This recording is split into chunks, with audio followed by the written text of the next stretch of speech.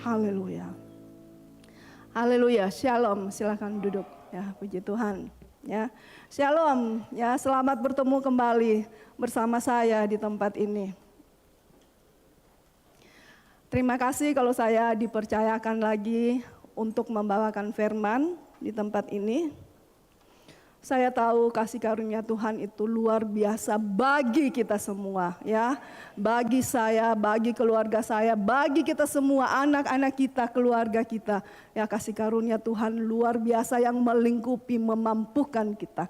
Bahkan kita yang hadir pada pagi hari ini adalah orang-orang yang Tuhan katakan, Tuhan tuliskan, Tuhan suratkan di dalam firman-Nya bahwa kita ini lebih dari pemenang. Amin. Kita boleh ada di pagi hari ini ya. Kita mengalami satu kemenangan ya, dari rasa malas untuk datang ya, kita lebih dari pemenang. Kalau kita boleh ada, kita lebih dari pemenang. Dari keinginan untuk tidak datang sampai kita boleh ada di sini, artinya kita boleh melewati hal-hal rintangan yang menghalangi kita untuk datang di tempat ini. Kita lebih masalah mungkin yang telah menimpa, kita merasa begitu berat, tapi kita bisa hadir, kita bisa lewati, kita lebih dari pemenang. Amin. Tapi sampai sini masih ada ya hal-hal yang menghalangi untuk kita lebih dari pemenang. Saya katakan ya pagi hari ini, kadang-kadang rasa ngantuk akan membuat kita kalah. Ya. Jadi pagi hari ini kalau engkau sudah lewati satu fase untuk lebih dari pemenang datang di tempat ini, jangan kalah oleh rasa ngantuk. Amin. Ya, engkau harus kalahkan rasa ngantukmu. Kalau minggu-minggu kemarin engkau datang di tempat ini tapi rasa ngantuk lebih besar menguasai engkau, pada siang hari ini saya mau katakan engkau lebih dari pemenang. Engkau punya kuasa untuk mengalahkan rasa ngantukmu. Amin. Amin. Karena apa yang kita lakukan di sini itu membutuhkan banyak hal, energi, orang-orang ya, volunteer yang melakukan banyak hal. Tapi kalau kita datang di tempat ini cuman untuk tidur, ya, mendingan kita di rumah saja. Tidak perlu berperang untuk datang di tempat ini, ya. Kita semua adalah lebih dari pemenang. Dan kita mau deklarasi ya, kita mau klaim bahwa saya mampu untuk melewati hari ini, mendengar firman dengan Roh Kudus, pewahyuan yang baru dan tidak ngantuk. Amin. Amin. Ya, sorry saya udah ingat-ingat mau bawa minum sampai sini lupa juga ya, nggak apa-apa. Saya diberikan satu tema yaitu Kristus adalah dasar dari iman kita.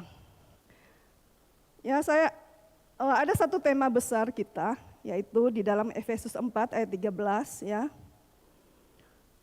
Yang sudah sering dikatakan oleh Pak Dolfi. Sampai kita semua telah mencapai kesatuan iman dan pengetahuan yang benar tentang anak Allah, kedewasaan penuh dan tingkat pertumbuhan yang sesuai dengan kepenuhan Kristus. Sehingga kita bukan anak-anak lagi ya. Kita bukan lagi anak-anak ya, yang diombang-ambingkan oleh rupa-rupa angin pengajaran, oleh permainan palsu manusia dan kelicikan mereka yang menyesatkan. Tetapi dengan teguh berpegang kepada kebenaran di dalam kasih, kita bertumbuh di dalam segala hal ke arah Dia, Kristus yang adalah kepala. Daripadanya lah seluruh tubuh yang rapi tersusun dan diikat menjadi satu oleh pelayanan semua bagiannya, sesuai dengan kadar pekerjaan tiap-tiap anggota, menerima pertumbuhan dan membangun dirinya dalam kasih. Ini adalah tema besar kita ya, yang ada di TLW. Jadi kita semua yang ada di TLW ya, kita akan membangun hidup kita untuk mencapai kesatuan iman dan pengetahuan yang benar tentang anak Allah, kedewasaan penuh dan tingkat pertumbuhan yang sesuai dengan kepenuhan Kristus. Dari ayat ini ya, jadi para leader kita semua diberikan tema masing-masing ya. Ya, yang pertama yaitu sampai kita semua telah mencapai kesatuan iman. Dan saya ya pagi hari ini mendapat tema Kristus adalah dasar dari iman kita, ya. Sampai kita semua telah mencapai kesatuan iman. Bagaimana cara mencapai kesatuan iman itu adalah kita harus mengetahui bahwa Kristuslah dasar dari iman kita, ya. Dan ayat yang diambil yaitu di dalam 1 Korintus 3 ayat 10 sampai 13. Itu ya. Saya baca lagi. Sesuai dengan kasih karunia yang dianugerahkan kepadaku, aku sebagai seorang ahli bangunan yang cakap telah meletakkan dasar, dan orang lain membangun terus di atasnya. Tetapi tiap-tiap orang harus memperhatikan bagaimana ia harus membangun di atasnya. Karena tidak ada seorang pun yang dapat meletakkan dasar lain daripada dasar yang telah diletakkan, yaitu Yesus Kristus. Entahkah orang membangun di atas dasar ini dengan emas, perak, batu permata, kayu, rumput kering atau jerami, sekali kelak pekerjaan masing-masing orang akan nampak, karena hari Tuhan akan menyatakannya. Sebab ia akan nampak dengan api, dan bagaimana pekerjaan masing-masing orang akan diuji oleh api itu. Sadar atau tidak sadar, setiap dari kita di sini yang hadir di sini sebenarnya sementara membangun sesuatu dalam hidup kita. Sadar atau tidak sadar, kita menjalani ya kehidupan kita sehari-hari, mungkin kita tidak sadar bahwa kita sebenarnya sedang membangun sesuatu, ya. Mungkin kita katakan, Bu Nini, saya enggak sedang membangun, ya. Karena biasa kita mungkin lebih melihat satu bangunan itu pada bangunan fisik, ya, seperti rumah, ya, atau toko, gedung, ya, mall gitu, ya. Kita lihat itu ya, saya lagi membangun rumah, ya, karena kita melihat ada satu bangunan yang kita bangun. Tapi sebenarnya setiap dari kita, ya, sementara membangun sesuatu yang tidak kelihatan. Tetapi ya, yang tidak kelihatan ini benar-benar nyata. Yang tidak kelihatan ini yang sebenarnya kita jalani dari hari ke hari dalam hidup kita, ya. Yang jeleknya yaitu kalau kita, ya, yang sudah menjalani kehidupan bahkan sudah membangun, ya, itu bahaya, itu masalah, ya.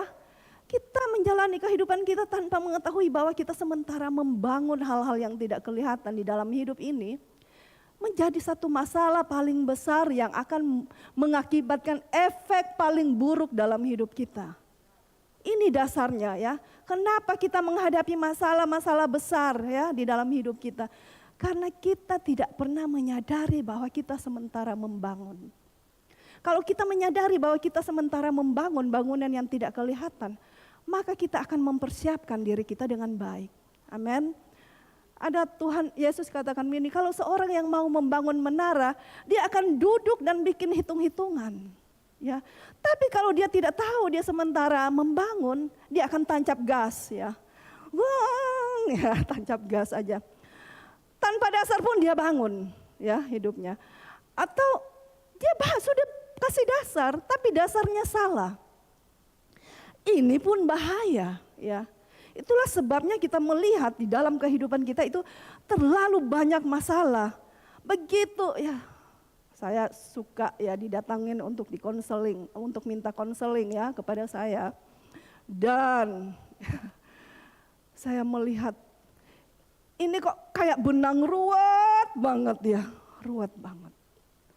Itu dasarnya dari sini. Kenapa? Ketika dia menjalani hidup, dia tidak tahu bahwa dia harus meletakkan dasar. Amin. Kalaupun dia tahu dia harus meletakkan, dia tidak tahu dasar yang benar. Ya, itulah sebabnya, ya, para leaders membutuhkan bahwa sangat perlu, ya, untuk mengambil tema ini supaya kita tahu dasar yang benar, yaitu dasar kekristenan kita, dasar iman kita adalah hidup ini, ya. Kalau kita tidak tahu, ya, kebayang enggak ya, seseorang membangun itu tanpa dasar? Ya, seperti apa ya? Kita tidak bisa bayangin ya, seseorang membangun jadi satu bangunan tanpa dasar.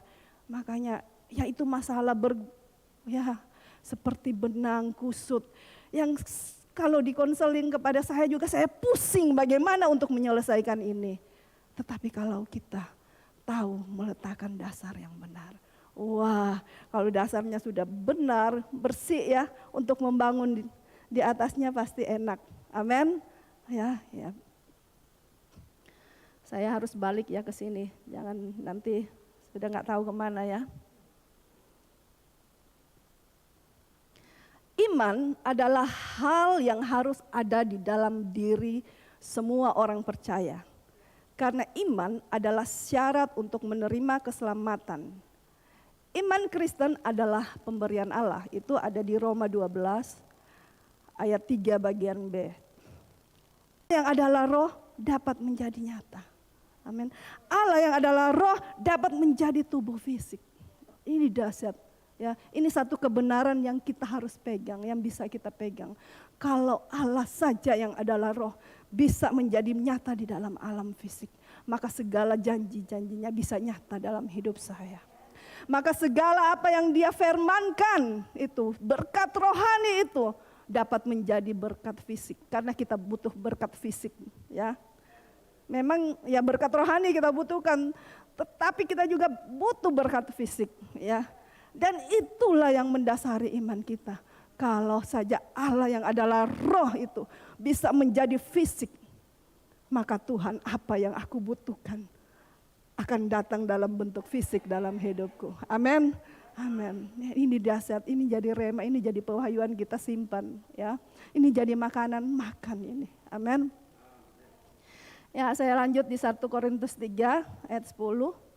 Sesuai dengan kasih karunia Allah yang dianugerahkan kepadaku, aku sebagai seorang ahli bangunan yang cakap telah meletakkan dasar. Ya. Paulus katakan, jadi ini 1 Korintus ini ditulis oleh Paulus ya. Paulus bilang begini, sesuai dengan kasih karunia Allah.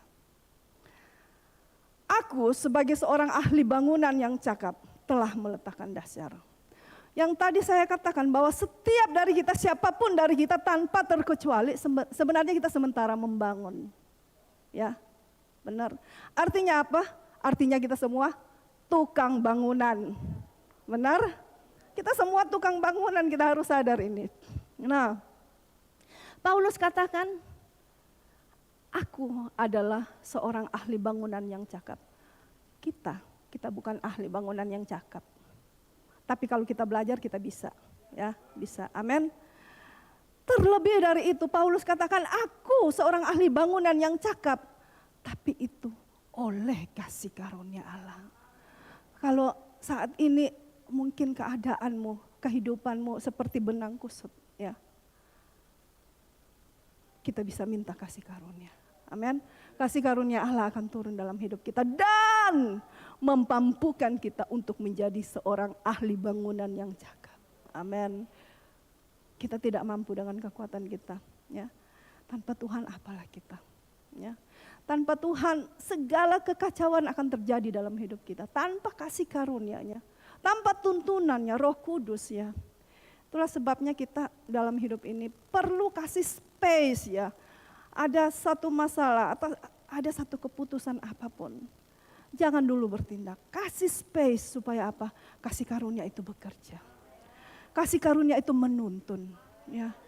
Kasih karunia itu menyingkapkan hal-hal yang tidak mampu kita lakukan, ya, memberi hikmat, ya, sehingga kita mendapatkan cara untuk mengatasi atau mengambil keputusan itu benar-benar dari Tuhan. Amin.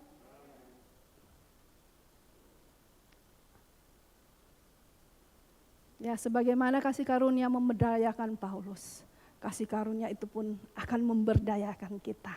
Ya, kalau engkau merasa saya bukan apa-apa, itu saya. Jujur, ya saya sering merasa Tuhan, saya bukan apa-apa.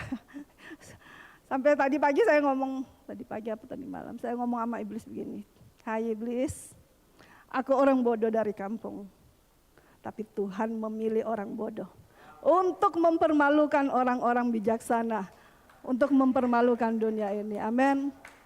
Kita semua yang ada. Engkau mungkin berpikir, saya ini ya di sudut sini, di sudut kota ya. Saya lebih dari sudut, paling sudut sampai saya ingat Cieni sampai bilang begini, wah Sangirta Laut, orang dari Sangirta Laut mau dong satu. ya, kalau saya melihat jati diri saya ya, saya kata mau berdiri di sini. Kenapa? Karena saya tahu ya dari mana saya, siapa saya. Tetapi ketika ada ayat bilang Tuhan memilih orang bodoh, ya, oke Tuhan, saya orang bodoh. Jadi artinya apa? Saya tidak akan malu lagi ya. Saudara tahu, kalau kita punya prinsip seperti itu, iblis kalah. Amin. Iblis tidak akan mampu lagi berkuasa atas hidupmu. Amin. Amin. Nah, siapa sih sebenarnya Paulus ini? Kok berani-beraninya dia meletakkan dasar? Ya kan ya, aku telah meletakkan dasar. Yang Paulus letakkan dasar ini, itu juga adalah dia meletakkan dasar untuk gereja, untuk kita semua. Ya. Siapa sih dia? Paulus di dalam Kisah Rasul 8 ayat 3. Oh sudah ditampilkan ya. Inilah Paulus itu adalah Saulus ya. Tetapi Saulus berusaha membinasakan jemaat itu dan ia memasuki rumah demi rumah dan menyeret laki-laki dan perempuan keluar dan menyerahkan mereka untuk dimasukkan ke dalam penjara.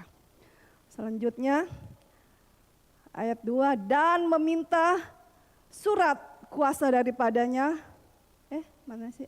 9 ayat 1. Sementara itu berkobar-kobarlah hati Saulus untuk mengancam dan membunuh murid-murid Tuhan. Ia menghadap imam besar. Ayat 2, dan meminta surat kuasa daripadanya untuk dibawa kepada majelis-majelis Yahudi di Damsyik. Supaya jika ia menemukan laki-laki atau perempuan yang mengikuti jalan Tuhan, ia menangkap mereka dan membawa mereka ke Yerusalem. Inilah Saulus, ya. Jadi Paulus itu dulunya Saulus, ya. Dan siapakah dia? Dia seorang yang melawan jalan Tuhan, atau seorang yang mau membinasakan ya jemaat-jemaat Tuhan. Dia penganiaya ya orang-orang Kristen. Ini hidupnya Paulus. Betapa orang-orang Kristen zaman itu sangat ketakutan kalau dengar nama Saulus. Luar biasa ya. Mereka bisa gemeteran kalau dengar nama Saulus. Mereka takut karena dia seorang penganiaya. Dia akan tangkap orang, dia bawa ke penjara ya. Namanya zaman dulu itu kalau udah ditangkap untuk dipenjara, dicambuk, disiksa ya. Kenapa orang-orang Kristen itu gemetar? Tetapi ya, kasih karunia itu luar biasa. Amin. Itu Saulus yang tadinya seperti itu. Di dalam 2 Korintus 4 ayat 3-4, Paulus bilang begini. Jika Injil yang kami beritakan masih tertutup juga, maka ia tertutup untuk mereka yang akan binasa. Yaitu orang-orang yang tidak percaya, yang pikirannya telah dibutakan oleh ilah zaman ini. Sehingga mereka tidak melihat cahaya Injil tentang kemuliaan Kristus yang adalah gambaran Allah. Kenapa Paulus bisa seperti itu? Karena hal ini. Karena Injil itu masih tertutup. Ya. Jadi dia tidak bisa melihat cahaya Injil. Di dalam hidup kita, untuk bisa melihat cahaya Injil itu perlu sekali, penting sekali. Karena kita akan berjalan di dalam kegelapan. Ya. Makanya Saulus ya, dia merasa benar ya. Merasa dia melakukannya buat Tuhan. Dia merasa dia memang harus basmi ini ajaran yang baru. Dia harus membela ajaran dia yang lama. Yaitu apa? Hukum Taurat. Ya. Paulus yang saat itu adalah Saulus ya. Hidupnya dibangun berdasarkan hukum Taurat. Jadi lihat dasar apa yang dia pakai waktu dia menjadi Saulus? Hukum Taurat. Dan perbuatan-perbuatan baik. Jadi dia karena hukum Taurat ini dia gigih untuk melawan ya Injil Kristus jalan Tuhan. Ya. Tetapi kita lihat karena dia tahu ketika dia meletakkan dasar yang salah, hasilnya Saulus. Tapi pada waktu dia menerima kasih karunia Tuhan, menerima Kristus, dia melihat cahaya Injil, Saulus berubah jadi Paulus. Saulus adalah produk hukum Taurat, tetapi Paulus adalah produk kasih karunia. Ini kehidupan ini sangat berbalik belakang, ya. Dia yang tadinya menganiaya, sekarang dia dianiaya mau. Itu ya, luar biasa. Hidup kita seperti itu, ya. Kalau sekarang ini mungkin kita melihat, ya saya mungkin lagi gagal atau lagi apa. Ada kesempatan. Saulus yang sadis itu ada kesempatan. Pintu kemurahan Tuhan, ya. Hidup kita bisa berubah. Kita hanya perlu apa? Kasih karunia Tuhan. Perlu cahaya terang Injil, jadi mata kita harus terbuka, ya, untuk melihat cahaya Injil. Maka apa yang awut-awutan dalam hidupmu, ya, tiba-tiba engkau melihat ada terang yang luar biasa, ada jalan keluar. Amin. Kita juga di sini ya, kita membangun satu komunitas yang tidak terlihat, benar? Ya, bangunan kita yang kita bangun di TLW tidak terlihat, tetapi wujudnya akan kelihatan di dalam diri setiap kita. Jadi apa yang kita bangun ini akan ada wujud, ya, bukan tidak, dan orang-orang bisa melihat siapa dia, apa yang mengubah dia. Ya. Paulus bilang tidak ada dasar lain yang dapat diletakkan, hanya Yesus Kristus. Ya. Di tempat ini, ya, kita semua harus menyatukan, ya, dasar kita, ya, kesatuan iman kita, bahwa Yesus Kristus adalah dasar kita. Amin. Artinya apa? Setiap orang di sini harus lahir baru, harus menerima Yesus sebagai Tuhan dan Juru Selamat. Kalau engkau datang di tempat ini, sorry, cuman main game, ya, engkau tidak meletakkan dasar yang benar dalam hidupmu, ya. Sorry, maksudnya main game, main HP, ya, sorry, bingung ya, jadi main HP, ya, datang dengar firman Tuhan, main HP, ya. Apa yang kau dapat, ya? Engkau membangun hidupmu dengan, nanti ada lanjutannya, membangun hidupmu dengan rumput, dengan jerami kering, rumput kering, ya. Saya lanjut ya, bahwa itu akan terlihat wujudnya di dalam diri setiap kita. Kalau kita main HP lagi dengar firman Tuhan, hasilnya akan terlihat enggak? Akan terlihat wujudnya. Kok semua udah berubah, kok dia enggak? Kita tahu, oh iya, dia datang mungkin tidur, mungkin main HP. Ya, saya lanjut ya. Maaf, aku harus nembak, karena apa? Karena kita mau satu kesatuan iman, ya, mau berjalan bareng-bareng, gimana ya?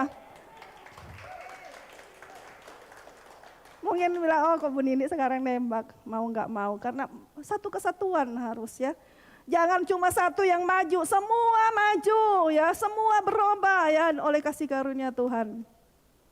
Ya, saya katakan tadi bahwa Pauluslah produk dari dasar Kristus, ya, dasar yang benar itu. Sehingga dia kokoh, dia kuat, dianiaya pun no problem, ya. Amin.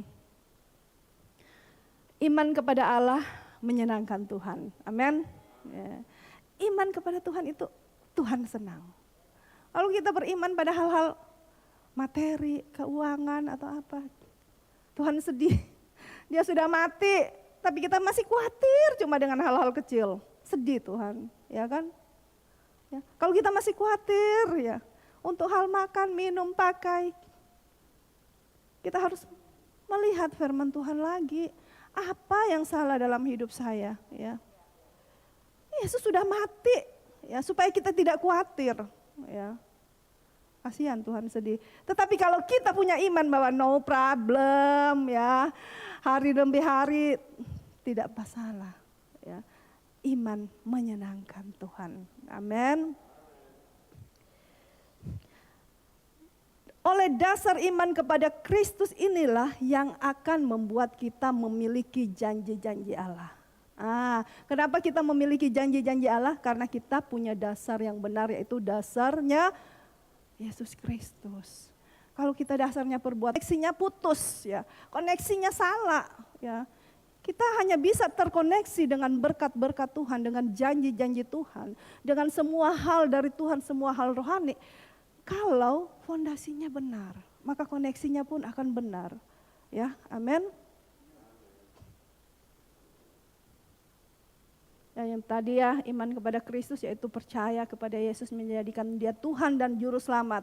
Semua di sini harus sepakat ya, bahwa Yesus Kristus adalah Tuhan dan Juru Selamat kita. Kita percaya, kita menerima, menjadikan Dia Tuhan dan Juru Selamat setiap hari, setiap saat ya. Kadang-kadang kita cuma, oh iya saya menjadikan Dia Tuhan dan Juru Selamat. Tapi ketika ada masalah, Tuhan tidak ditempatkan sebagai Tuhan dan Juru Selamat. Ya, Dia cari pertolongan dari mana? Dari pertolongan sama bapak sana, ibu sana. Kok bapak sana jadi Juru Selamat? Ya. Ibu sana jadi Juru Selamat. Ya. Jadikan Tuhan Juru Selamat kita. Itu dasar yang benar ya.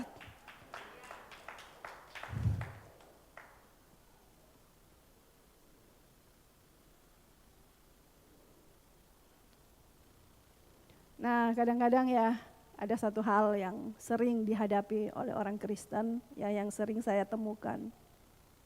Banyak kita melihat, mengeluh ya, bilang kok saya sudah rajin ya.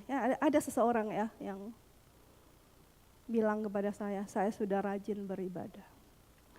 Apapun yang dilakukan ibadah ya, di kampung ya kita tahu saya pernah bilang saya ibadah 1 hari itu 1 minggu 7 hari, saya ibadah selama 7 hari. Tiap ada ibadah saya sudah beribadah, saya perpuluhan full. Kenapa hidup saya merosot? Kenapa hidup saya menurun? Ya, dia pernah tanya. Tapi dia bilang orang-orang di luar sana enak-enak hidupnya. Mari kita lihat ya di Pemazmur pun di Mazmur 37 ayat 1-5 juga menemukan hal yang begitu. Ya, ini ditulis oleh Asaf ya. Mazmur Asaf, Mazmur 73 ayat 1-5. Sesungguhnya Allah itu baik mereka yang tulus hatinya. Jadi dia katakan Allah itu baik memang baik ya bagi orang yang tulus hatinya. Bagi mereka yang bersih hatinya. Ada orang yang katakan itu, ya Allah memang baik. Tetapi aku sedikit lagi maka kakiku terpeleset, nyaris aku tergelincir. Sebab apa? Aku cemburu kepada pembual-pembual kalau aku melihat kemujuran orang fasik. Sebab kesakitan tidak ada pada mereka, sehat dan gemuk tubuh mereka. Mereka tidak mengalami kesusahan manusia dan mereka tidak kena tulah seperti orang lain. Ada kita pernah sering begini, Tuhan aku sudah ya menjadi Kristen. Ya, aku sudah ini itu yang tadi yang saya bilang, bayar perpuluhan, memberi, membangun rumah Tuhan, waktuku semua. Ya, ada seseorang yang berkata begitu, ya maaf ya bicara bangkrut hidupnya. Tapi dia merasa dia sudah melakukan hal yang benar buat Tuhan. Sekali lagi, kalau dasar kita salah, ya, bukan pada perbuatan baik kita. Perbuatan baik kita tidak akan mencapai apapun. Ya. Cuma kasih karunia di dalam Yesus Kristus. Itulah sebabnya ya dasar di sini perlu ya. Dasarnya Yesus Kristus. Kenapa saya berhasil? Dasarnya Yesus Kristus. Kenapa saya diberkati? Karena Yesus Kristus.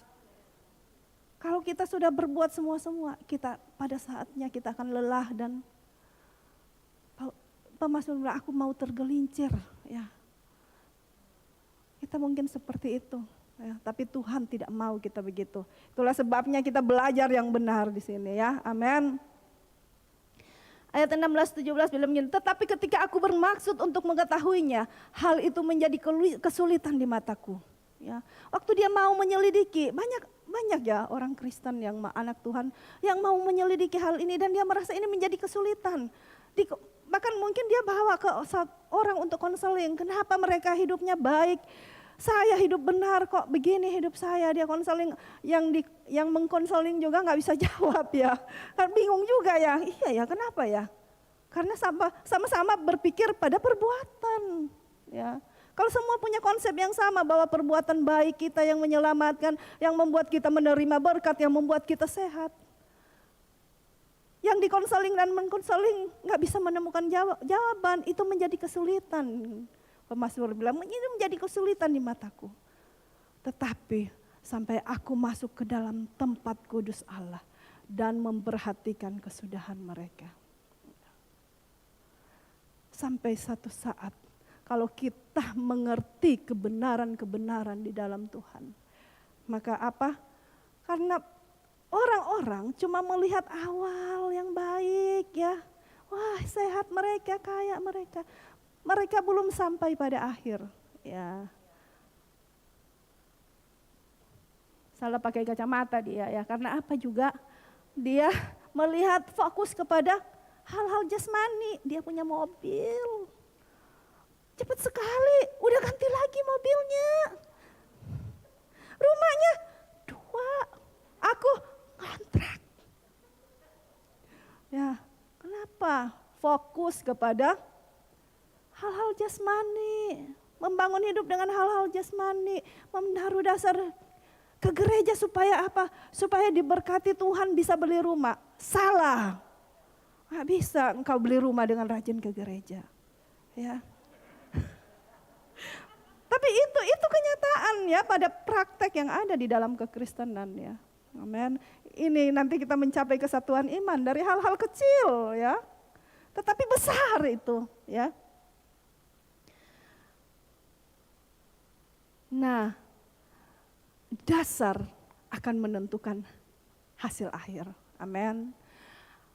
Meletakkan dasar yang benar akan menentukan hasil akhir di dalam hidupmu. Belum berakhir kok, baru juga belajar, ya, baru juga membangun, udah komplain sana, komplain sini, komplain sana ya. Akhirnya tergelincir sendiri, ya kan? Gak usah ke gereja lagi lah, ya. Gak usah, ngapain ke gereja? Hidup juga begitu-begitu ke gereja, sama kan tuh, begitu-begitu, ya kan? Nah, di sini kita perlu belajar. Jadi tugas kita semua ya untuk membangun hal yang benar di tempat ini. Jadi Paulus mengatakan juga bahwa kita harus memperhatikan cara membangun di atasnya. Jadi bukan cuma dasar yang penting, cara membangun di atasnya juga penting. Ya. Dengan apa kita membangun hidup kita di atasnya. Walaupun dasar sudah benar, ya. Oke, saya sudah menerima Yesus, saya sudah lahir baru.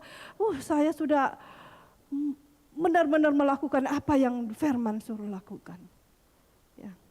Tapi ketika membangun hidupnya, dia memakai materi-materi yang salah. Ya. Jadi Paulus bilang ada yang membangun dari emas.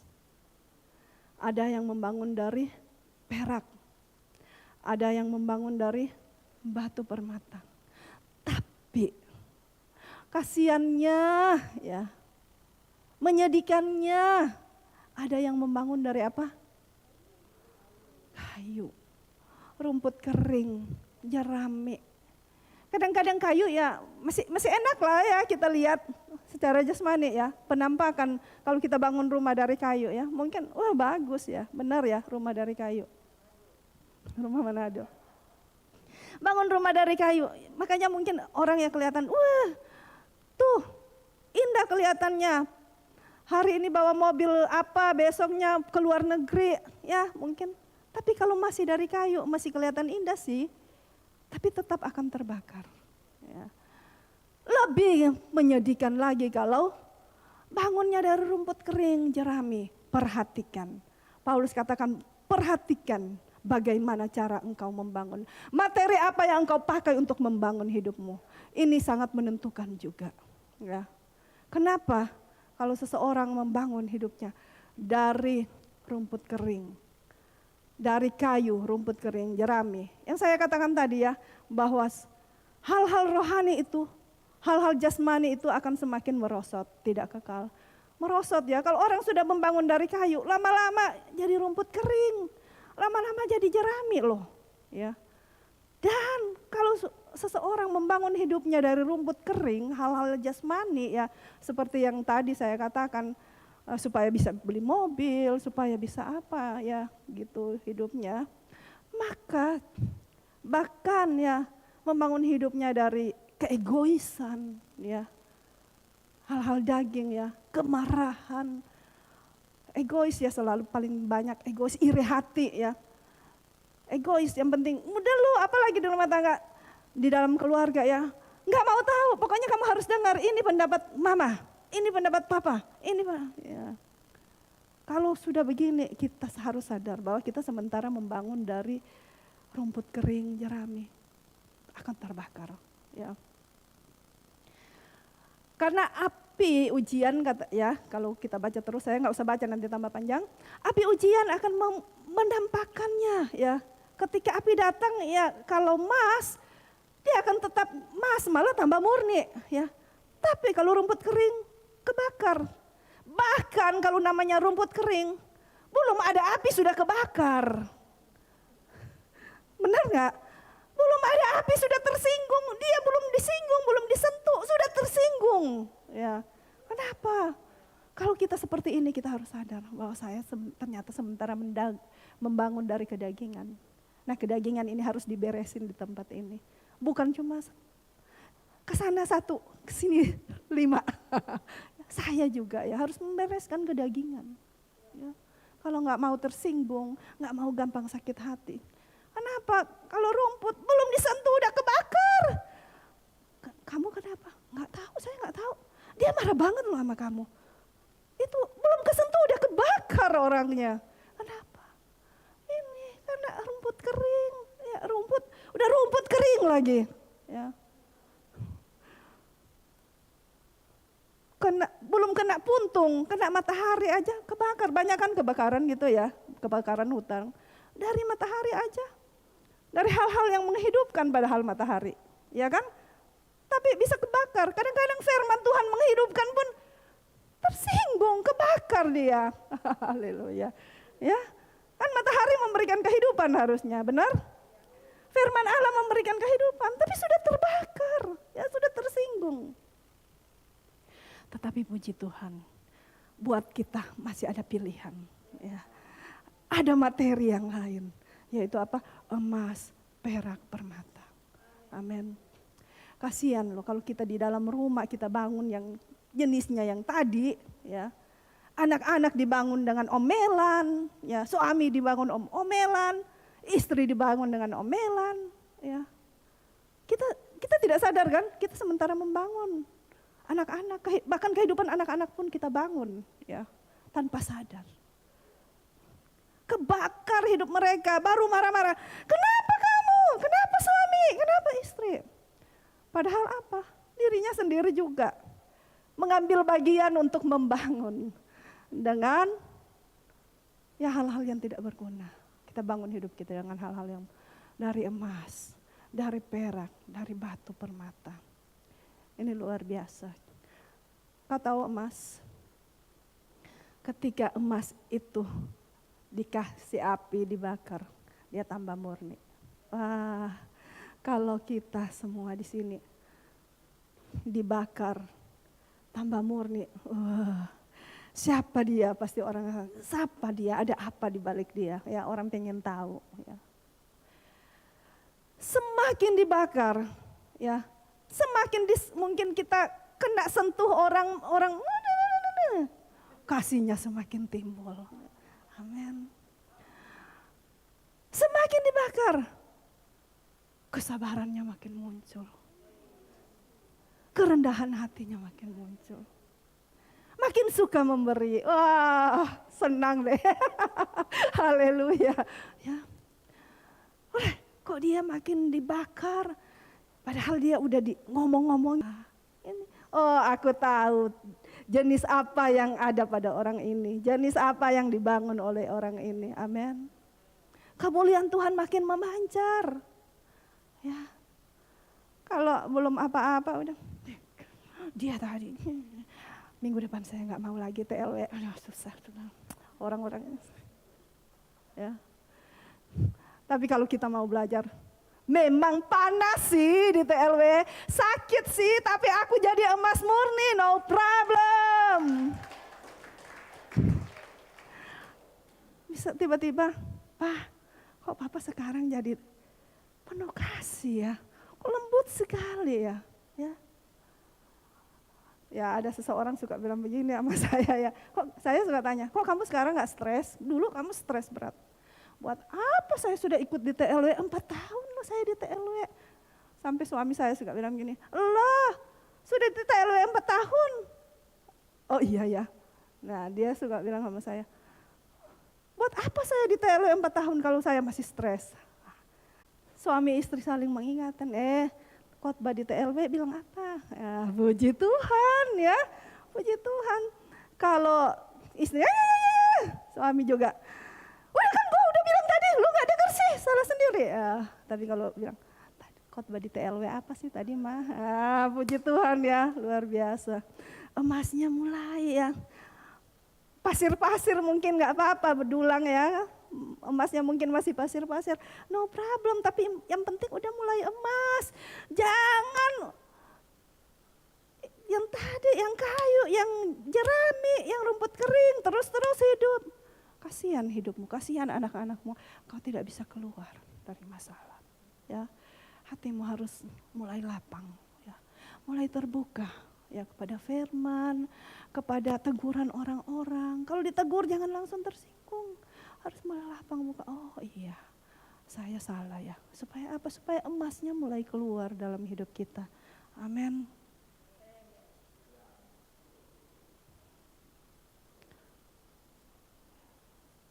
Ya, yang saya catat ya, kita mendasari iman kita pada apa yang dilakukan Yesus Kristus di kayu salib ya, bukan kepada perbuatan-perbuatan.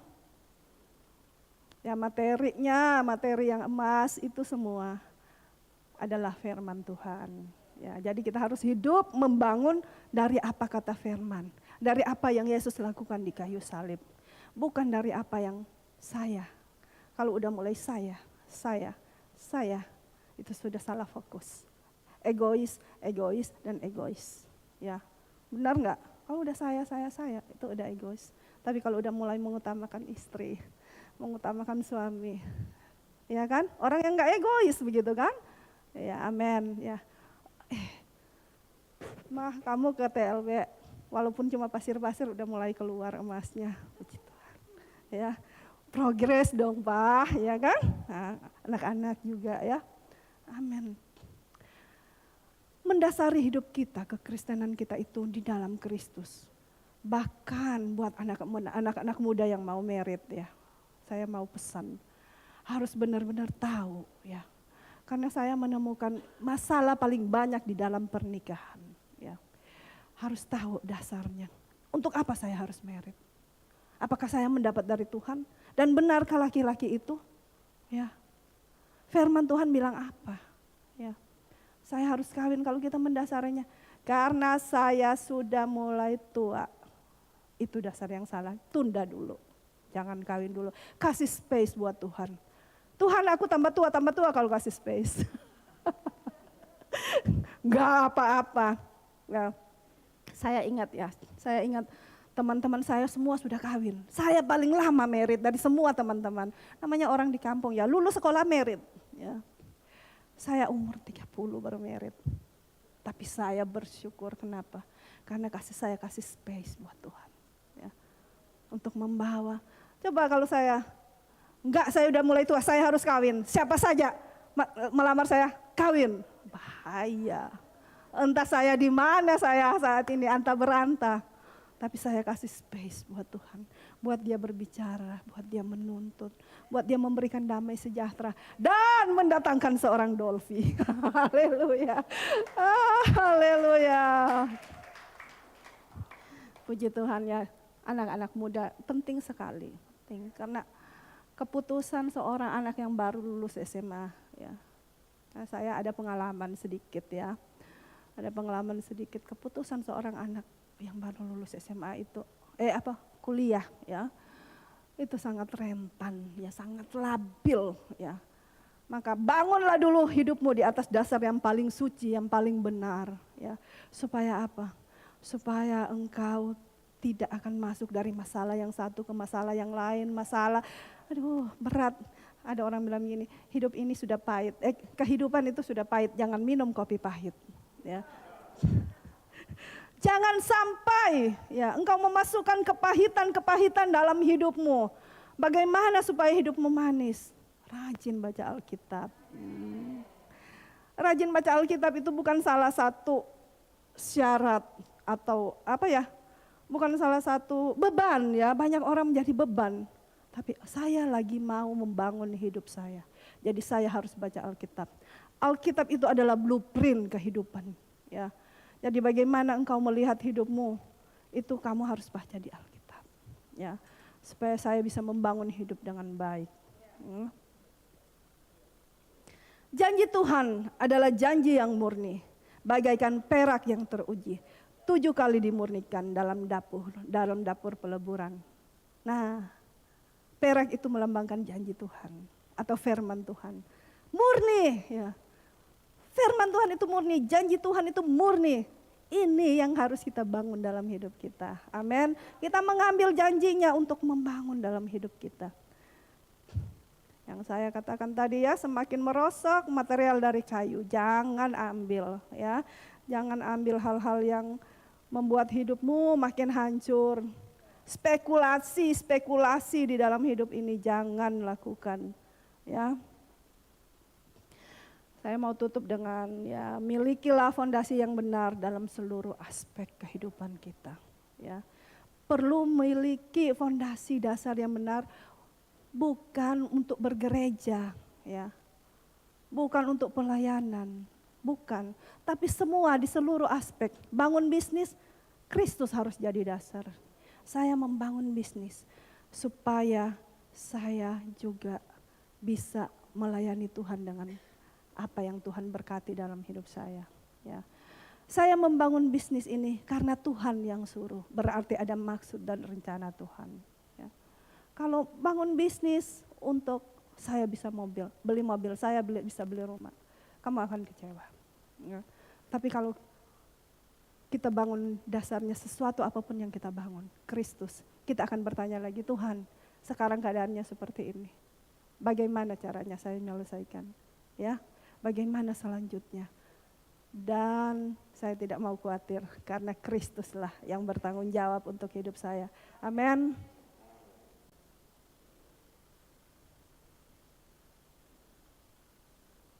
Oh ya. Kalau Kristus jadi fondasi dalam hidup kita, maka Kolose 3 ayat 23 sampai 24 bilang begini. Apapun yang kamu perbuat, perbuatlah dengan segenap hatimu, seperti untuk Tuhan dan bukan untuk manusia. Kamu tahu bahwa dari Tuhanlah kamu akan menerima bagian yang ditentukan bagimu sebagai upah. Kristus adalah Tuhan dan kamu hambanya. Kalau Kristus jadi fondasi, maka lakukan apapun dalam hidupmu seperti untuk Tuhan. Karena kalau kita melakukannya, kalau di TLW ini melakukannya buat Pak Iwan, terus tiba-tiba Pak Iwan nggak menyenangkan hati, hancurlah kita, kesellah kita, marahlah kita, kepahitan kita, ya kan? Tetapi kalau Kristus yang jadi, kalau kita melakukannya untuk Tuhan, ya.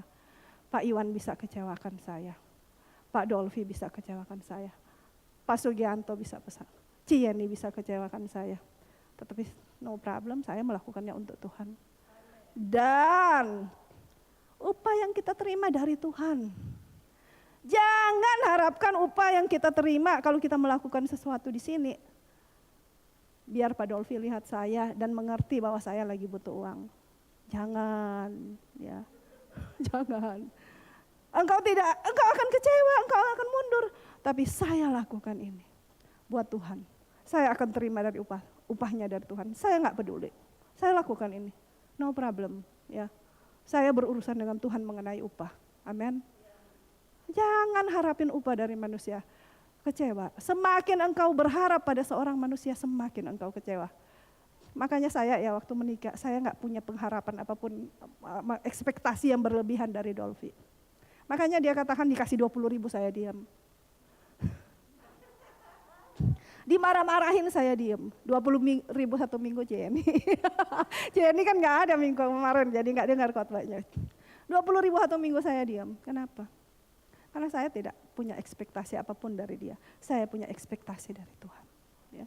Engkau punya upah itu dari Tuhan. Jadi lakukanlah segala sesuatu untuk Tuhan dan bukan untuk manusia. Engkau akan berbahagia dalam hidupmu. Engkau hatimu akan lapang melakukan apapun. Ya. Dan mana ya? Yohanes 1 ayat 17. Sebab hukum Taurat diberikan oleh Musa, tetapi kasih karunia dan kebenaran datang oleh Yesus Kristus. Kalau engkau menaruh Yesus Kristus sebagai dasar, apa yang datang? Kasih karunia dan kebenaran. Amin. Kasih karunia Tuhan akan berlimpah-limpah, ya. Dan kebenaran Tuhan, ya, apapun yang akan menyalahkan engkau, kebenaran Tuhan akan selalu timbul di dalam hidup, akan selalu terbit, akan selalu tampak di dalam hidup kita, ya. Itulah sebabnya kita perlu mendasarinya pada dasar yang benar. Mana pemain musik ya? Saudara, ya, kadang kita di sini banyak sekali orang, benar? Banyak sekali orang.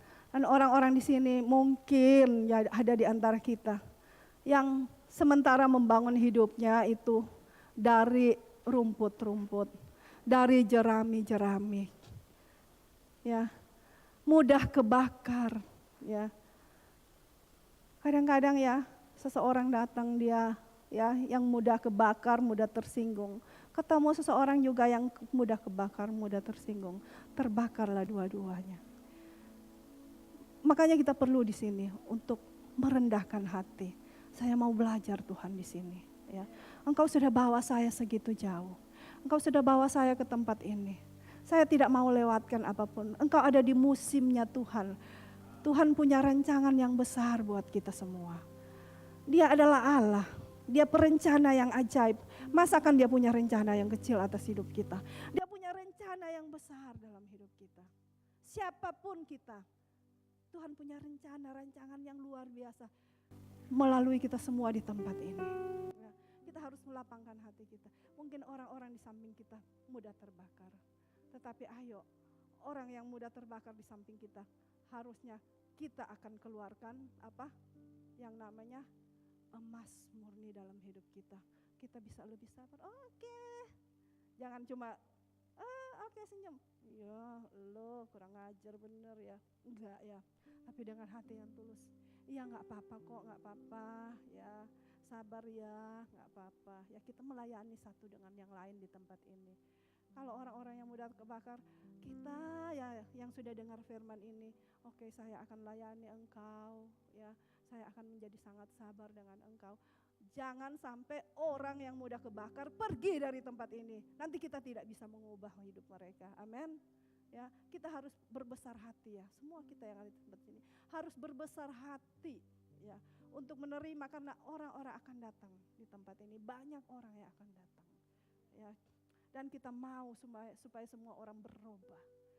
Ya, semua orang berubah, membangun hidup yang benar, dan kita melihat kemuliaan Allah ada di dalam kehidupan orang-orang. Ya, kita membawa kemenangan buat Tuhan. Kenapa dunia ini gelap? Karena penuh dengan hal-hal gelap ya. Bahkan di dalam diri orang Kristen pun sampai Tuhan bilang begini, kalau kegelapan itu, kalau terang yang ada padamu gelap, betapa gelapnya kegelapan. Kita tahu kita sebenarnya adalah terang Tuhan, amin, di dalam dunia ini. Tapi kalau terang yang ada pada kita saja gelap, kita mengharapkan terang dari orang gelap, nggak masuk di akal, ya. Betapa gelapnya kegelapan itu kalau kita aja gelap, ya. Tapi kalau kita terang, kita bisa menyinari kegelapan itu, amin.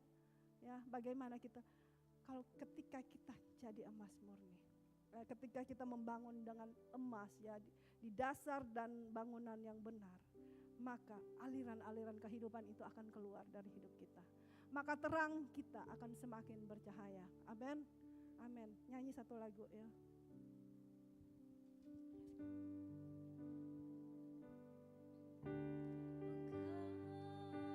Engkau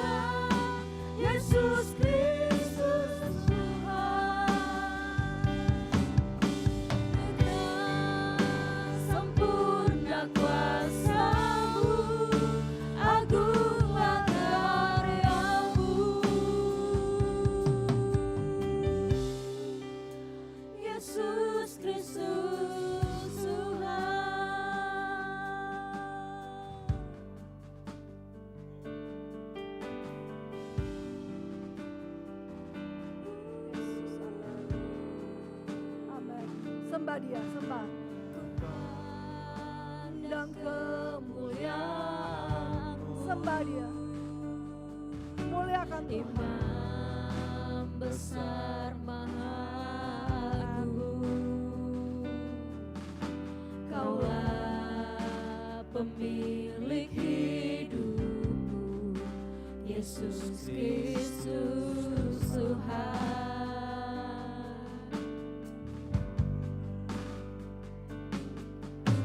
Sujud di depan tatamu,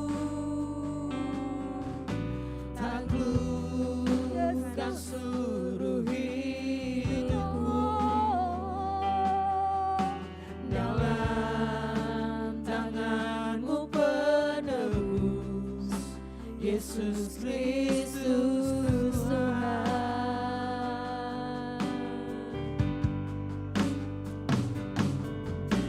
Tiada satu pun yang luput dari karya kasih-Mu yang mulia. Bagimu segala pujian, hormat,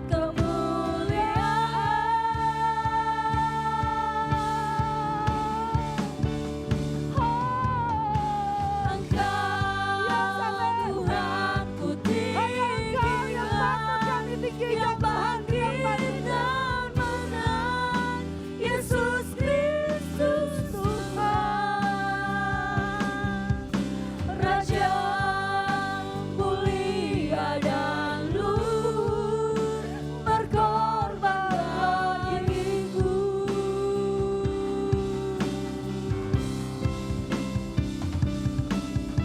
Maka jiwaku menyembah Sang Raja, Yesus Kristus. Jiwaku memuja Engkau Tuhan. Kekal sempurna kuasa-Mu, Yesus Kristus Tuhan.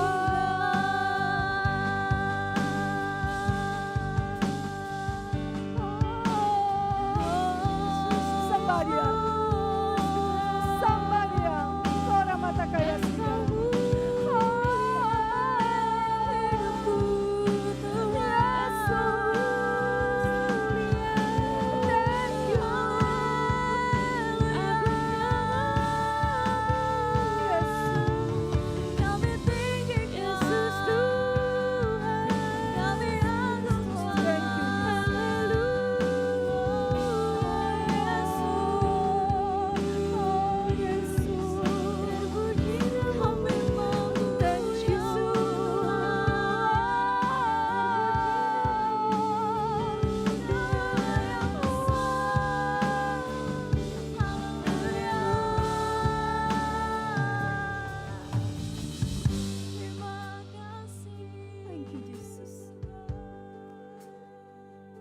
Engkau yang memuaskan hasrat kami dengan kebaikan.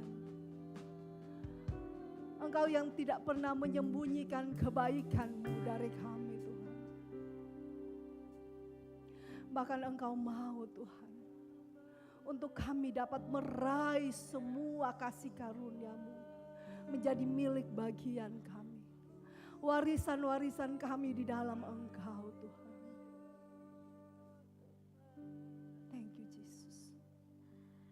Thank you. Engkau baik bagi kami.